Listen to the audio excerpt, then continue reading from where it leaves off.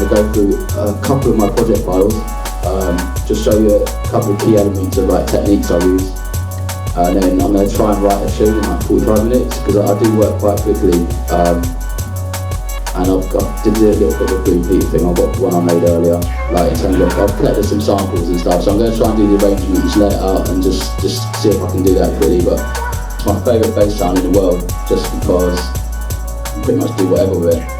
It's from 160 dB refill. It's just that you can kind of make that into like, well, not any bass sound you want, but any bass sound I really need. You can kind of get long drawn out subs with it. I like to use this for my sub rather than like a sine wave, just because it kind of has like, there's a little bit more in the way of harmonics. Like if you just use pure sine, it's only really going to come through in a club system, but with this one, because it's like, basically it's a square wave, it's got a lot of beep in the bottom end as well. You filter it down, you just kind of get that bit of thickness that a sub doesn't.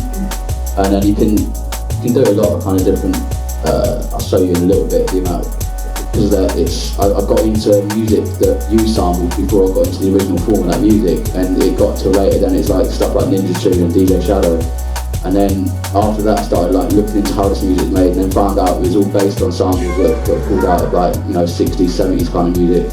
I'm just going to show you the kind of music that I listen to kind of find those samples, and I'm going to show you how I use those samples in the tune. And this tune is basically built entirely out of samples taken from that one piece of music.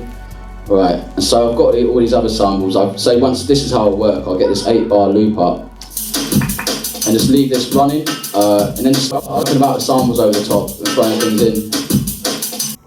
Okay, so I've got a few different things going on. I've got this basic drone pad in the background.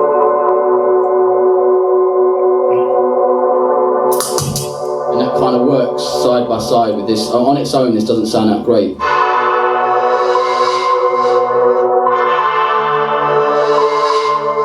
It kind of cuts off a bit short.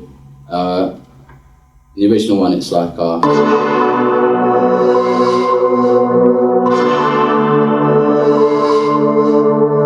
so you see I've just got a bit of automation. There's a click in the middle that doesn't really go with the tempo, so it's why the automation dips, just to get rid of that.